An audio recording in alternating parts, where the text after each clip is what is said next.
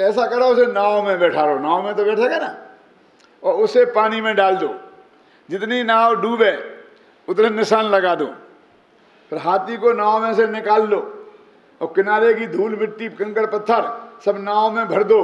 कितने भरो कि जब वो निशान तक न डूब जाए नाव, समझ में है ना। फिर बाद में अपनी 5 किलो की तराजी से आराम से सारी रेत को कंकड़ पत्थरों को तौल लो, जोड़ लगा लो, है ना, है ना। तरकीब है क्या नहीं है। तो हमारे पास नए ज्ञान है और भगवान आत्मा प्रमाण का विषय है।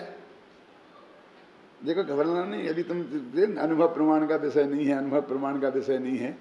अभी तो अनुभव भाई साहब प्रमाण है, अनुभव नए नहीं है।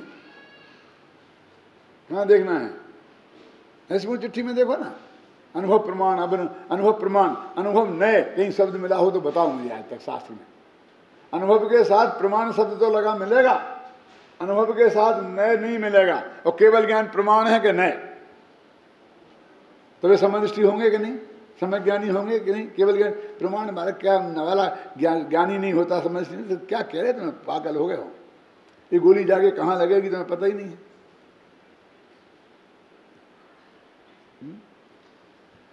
अनुभूति को प्रमाण कहा है, ख्याल में आए ना।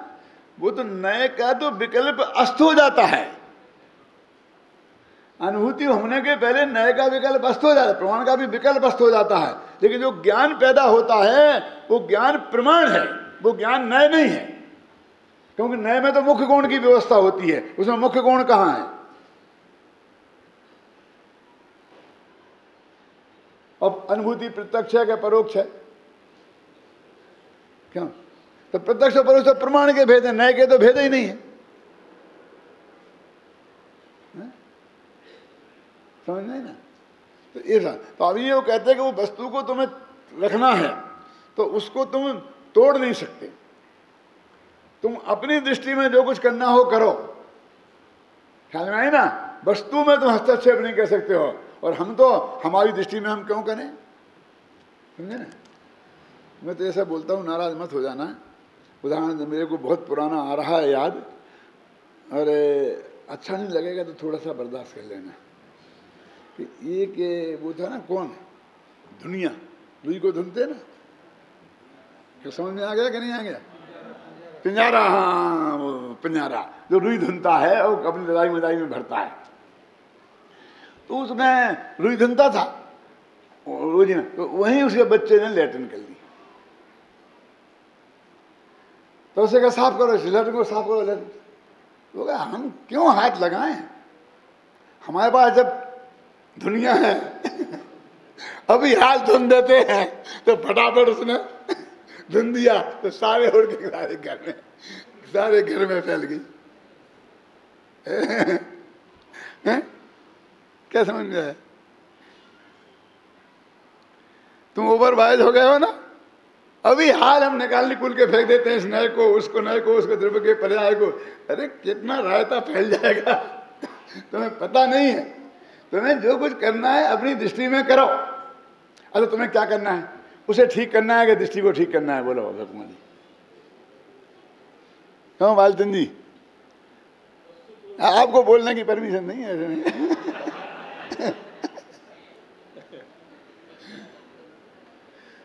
मैं क्या कह रहा हूँ आपको कि हमको दृष्टि ठीक करनी है, ऑपरेशन हमारे पेट का करना है। इस जगत के पेट काय को देखते फिरते हो, हैं? क्यों। दृष्टि तुम्हें अपनी ठीक करनी है तो जो भी ठीक करना हो इधर करो ना, दृष्टि को ठीक। चेहरे पर तुम्हारे दाग लगा है, दिखता दर्पण में है। अब दर्पण को रगड़ने से क्या होगा, अपने चेहरे को साफ करो ना। पहली बात ये उत्पाद का ध्रुवादी सत्ता है ना, और दूसरा क्या था, ज्ञान दर्शन स्वरूप चैतन्य स्वभावी है ना।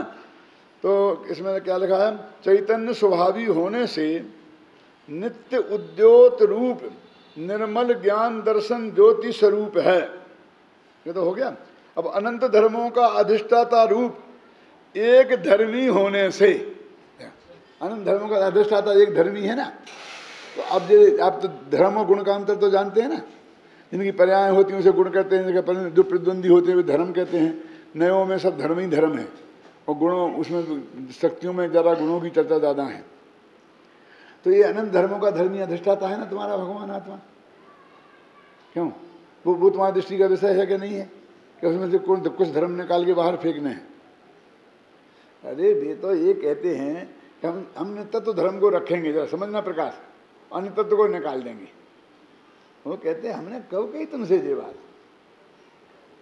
हमने तो कही इन धर्मों के लक्ष्य से होने वाले भेद को निकालो ना। हमने अनित्य धर्म को निकालने की कही ना नित्यत्व को, क्योंकि वे दो निकल ही नहीं सकते, और दो निकलेंगे तो साथ निकलेंगे तो है ही नहीं। मैंने कल्पना की बात करता हूं कैसा वो, फिर हम अपनी दृष्टि में वो नित्यत्व धर्म रखें और अनित्यत्व आपने कहा ना दृष्टि उस पर रखो। क्यों उस पर रखने की कही हमने? बोलो राकेश मामा।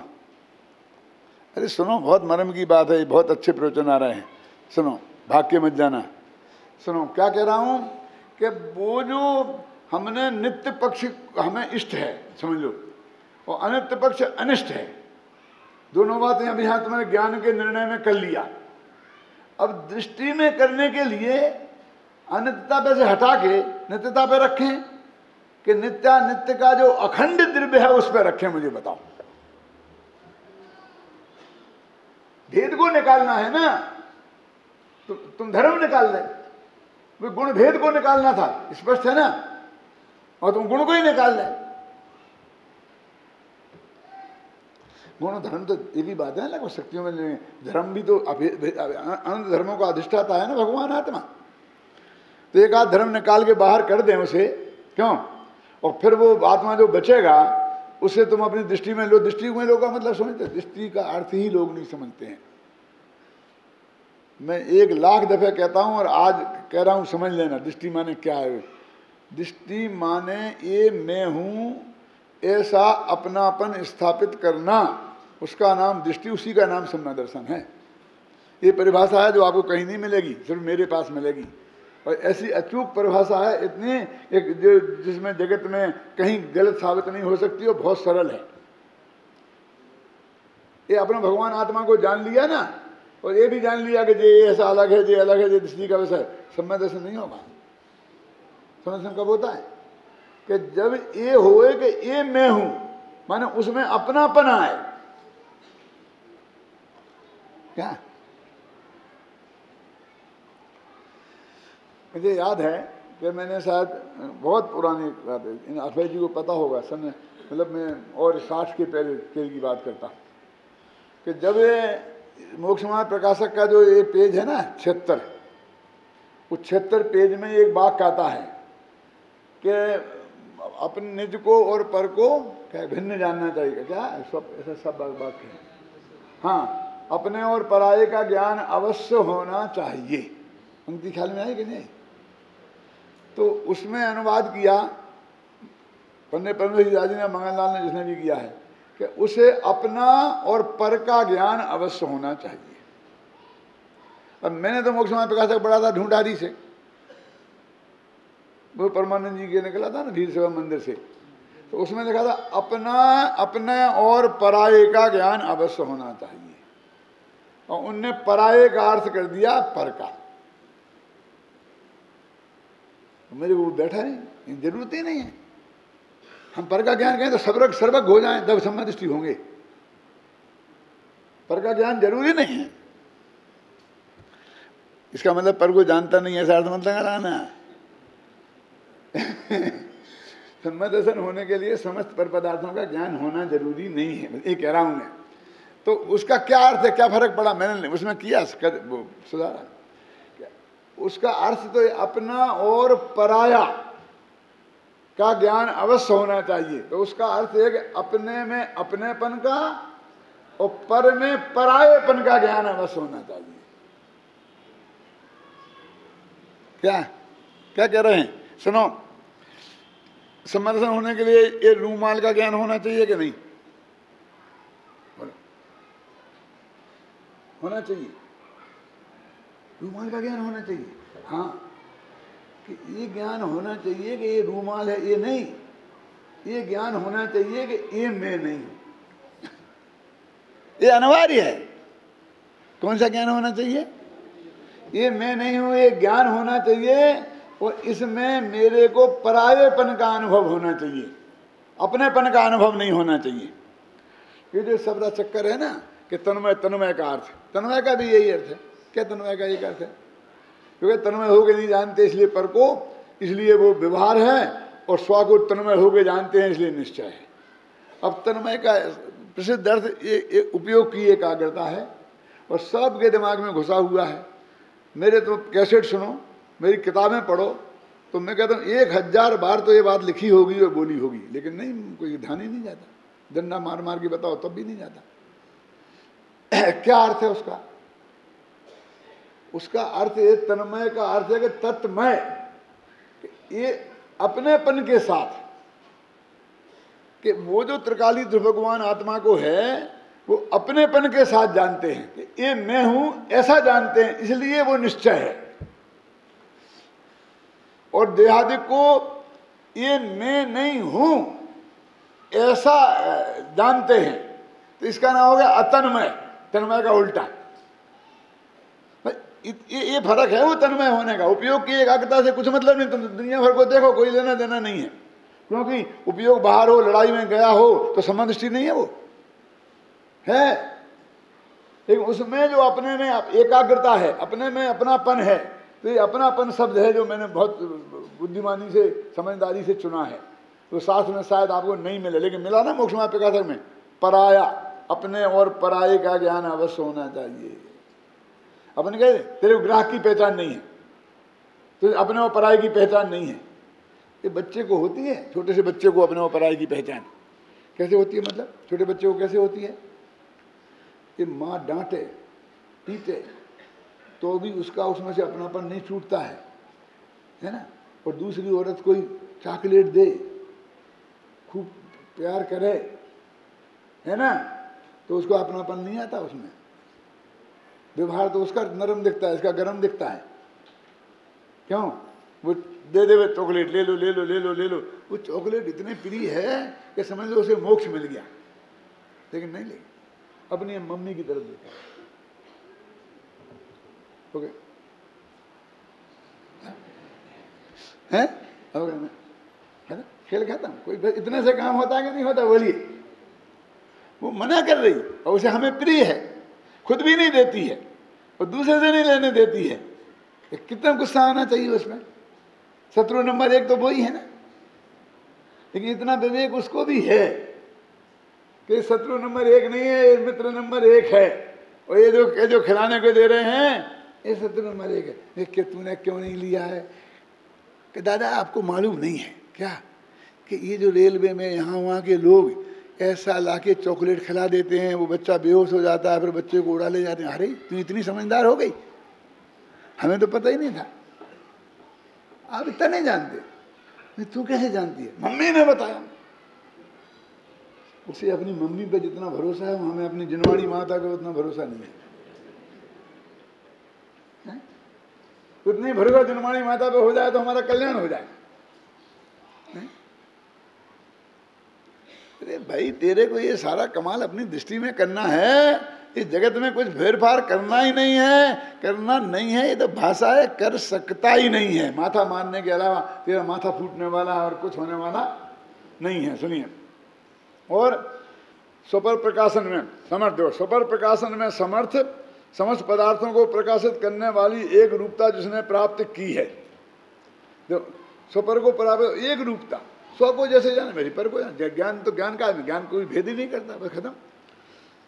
अब ये तो हो चुका था कल तक। अब आगे का अन्य द्रव्यों के जो विशेष गुण हैं, कौन है? अवगाहन हेतुत्व, गति हेतुत्व, स्थिति हेतुत्व, वर्तना हेतुत्व, रूपित्व। समझ में आ गए होंगे सब किसका कौन है? के अभाव से ये तेरे में नहीं है। ये अन्य के हैं असाधारण गुण और तेरे आत्मा में नहीं है। और एवं साधारण जो चैतन्य रूप का सद्भाव से यह भगवान आकाश, धर्म, अधर्म, काल और पुद्गल इन 5 द्रव्यों से अत्यंत भिन्न है। क्योंकि वो उनके लक्षण इसमें घटित नहीं होते हैं। और फिर प्रवचन सार में तो कितना साफ किया है। दादा ने एक दिन क्लास में बताया था कि पर द्रव्य के साथ भिन्नता होती है, पृथकता होती है, उसमें बीच में अत्यंता भाव होता है ना। लेकिन स्वद्रव्य के साथ जो है ना गुण, ज्ञान में, दर्शन में, चारित्र में, आत्मा में और ज्ञान में, इनमें अभाव होता ही नहीं है। चारों अभाव नहीं होते हैं, न अत्यंत अभाव, न अन्योन्य अभाव, न प्राग भाव, न प्रध्वंसा भाव। क्यों अन्योन्य भाव क्यों नहीं होता है? वो तो एक पुद्गल की पर्याय से दूसरे पुद्गल की पर्याय में होता है। दो द्रव्यों में, वो भी दो द्रव्यों में हुआ। द्रव्य में हुआ तो अत्यंत भाव, पर्याय में हुआ तो अन्योन्य भाव। तो इसका नाम क्या है कि अतद भाव है। एक भाव है और एक अतद भाव है। तो ये अपने द्रव्य के जो बीच है, द्रव्य गुण पर्याय के बीच में जो दूरी है वो अतद भाव रूप है, अभाव रूप नहीं है। और दूसरे के साथ अभाव रूप है, अतद भाव रूप नहीं है। अभी अतद भाव और अभाव में क्या फर्क है? क्यों जानते हो? नहीं जानते? द्रव्य, क्षेत्र, काल और भाव, ये चारों की अपेक्षा अभाव हो तो उसका नाम अभाव। और न द्रव्य में भेद हो, न क्षेत्र में भेद हो, न भाव, न उसमें काल में भेद हो, सिर्फ भाव में भेद हो, उसका नाम अतद भाव। गुरुदेव की भाषा में ऐसा मिला, भावे भेद छे, भावे भेद छे, भेद नहीं, भावे भेद छे। ज्ञान और दर्शन में भाव की अपेक्षा भेद है, ख्याल में है ना। तो भेद तो भाव की अपेक्षा है। क्यों? जैसे कि मैं बताऊं कि पुद्गल द्रव्य अलग, आकाश द्रव्य अलग है, लोक आकाश अलग है और अपना आत्मा अलग है। अब दोनों की असंख्यात प्रदेश है, प्रदेशों में फर्क नहीं है ना, अपने अपने जिन जिन के प्रदेश इकट्ठे होते हैं ना। अब वो कहेंगे कि वो अवगान हेतुत्व है और ये चेतना उपयोग में ही है, तो भाव में भेद हो गया ना। वो ज्ञान जानने वाला है, काम करता है, ये दर्शन देखने का काम करता है, ये भाव में भेद हो गया। ख्याल में है ना। उनका द्रव्य एक है क्योंकि वो आत्मा के असंख्य प्रदेशों में जो ज्ञान गुण रहता है, उन्हीं आत्मा के असंख्य प्रदेशों में दर्शन गुण भी रहता है, श्रद्धा गुण भी उन्हीं में रहता है। तो क्षेत्र भेद नहीं हुआ ना। और जिस समय वो है उस समय ये भी है, इसलिए काल भेद नहीं है। और एक ही वस्तु में दोनों हैं तो द्रव्य भेद नहीं है, तो सिर्फ भाव भेद है। ख्याल में है ना, कि ये जानता है और वो देखता है। तो भाव भेद, उसका नाम है अतद भाव। तो ये अभाव और अतद भाव का भेद हम नहीं समझ पाते हैं। वो अभाव का निषेध कर, पर द्रव्य के साथ में अत्यंत भिन्न है, माने अभाव है, और अपने राग के साथ में अतद भाव है। अब इतना फर्क है। आप तो एक धान बस ही तोल रहे हो, यहाँ राग को शामिल कर लिया और पर को नहीं शामिल किया। पर से अत्यंत भिन्न का, राग से तो अतद भाव है, ज्ञान से तो अतद भाव है, समझन ज्ञान चाहते से अतद भाव है। तो अभाव और अतद भाव के बीच में कोई बड़ी सीमा रेखा को थोड़ी बहुत होनी चाहिए कि नहीं है? देखो एक उदाहरण दे के बताता हूं तो बात स्पष्ट हो जाएगी कि ये जो अपने लड़की अपन ने जहां दी तो अपने जमाई राजा हो गया, उनका परिवार हो गया, अपना परिवार हो गया, दोनों हो गए, दो परिवार हो गए। तो बोलो वो परिवार अपना है कि नहीं है? क्यों सुरेश जी हैं? क्या बात करते हो?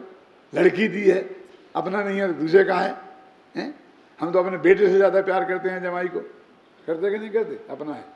लेकिन तुम्हारे सुआ सूतक होगा तो उन्हें लगेगा, उनके होगा तो तुम्हें लगेगा। कहाँ है अपना? बोला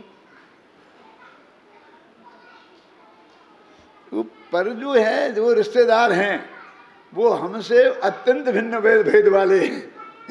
और जो हमारे भाई वगैरह हैं जो अतद भाव वाले, ऐसा समझना, ऐसा उनमें फर्क है।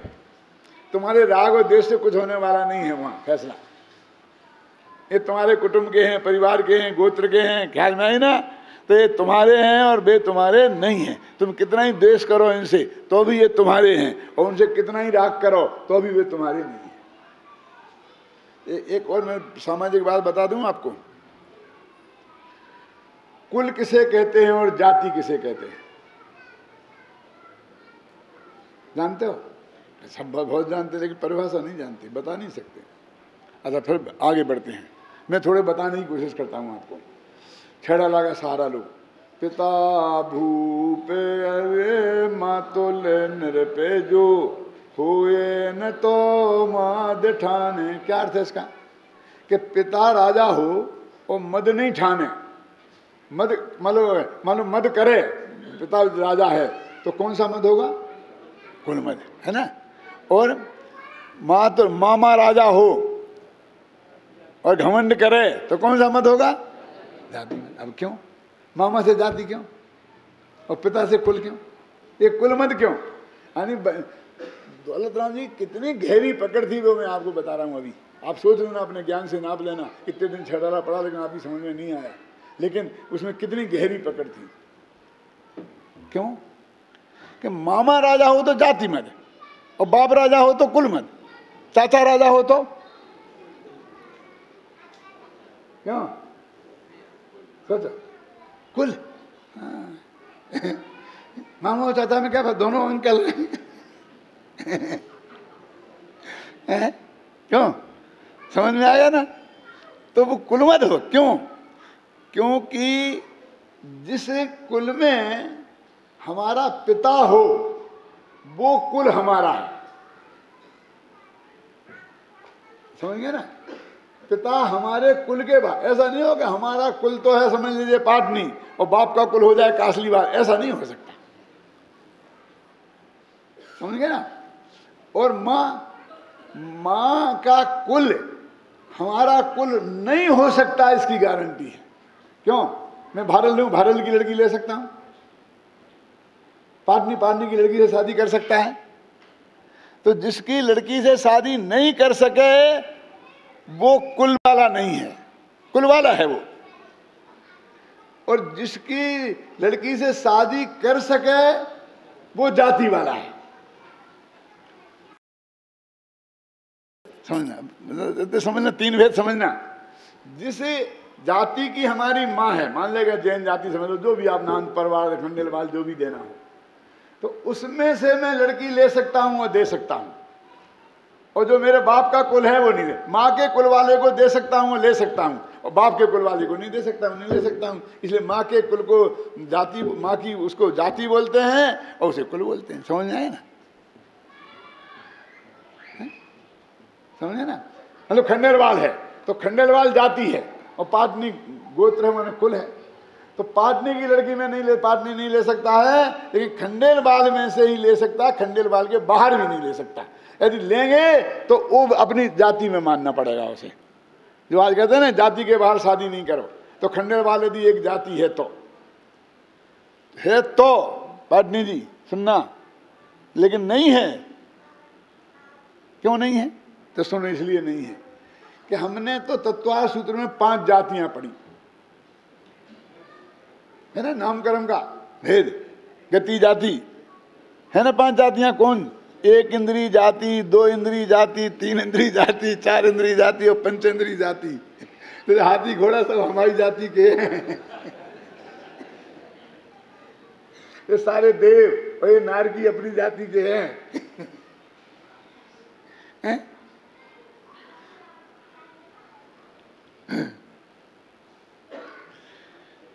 ये जो मतलब वो उन्होंने कुल मद और जाति मद को किस तरह डिफाइन किया, क्यों अभय कुमार जी? ये उनके ख्याल में नहीं होगी बात, नहीं ऐसे कोई कर सकता है। अब हम पढ़ते रहे और पढ़ाते रहे और हमारे समझ में नहीं आया कि ऐसा क्यों। बाप हो तो कुल मद, हो जाति मद, मामा हो तो जाति मद। वो माँ की नहीं कहे, मामा कह दिया उनने। वो क्या फर्क है? माँ और माँ में क्या फर्क है? डबल माँ वो मामा, माँ क्यों? तो ये जो माँ राजा हो, मामा राजा हो, इसे क्या मतलब? मामा राजा हो नहीं, मामा का मतलब है अपनी जाति वाला राजा हो। एक बोलो ये अर्थ संजय का नहीं है? बोलो हाँ। कि अपने मान लीजिए कि वो खंडेलवाल कोई राजा है तो आपको तो घमंड होगा इस बात का कि खंडेलवाल राजा है, तो समझ लेना ये जाति में हुआ। और अकेला पिता नहीं, चाचा, ताऊ, दादा, दादी, कुछ भी, समझ गए आप?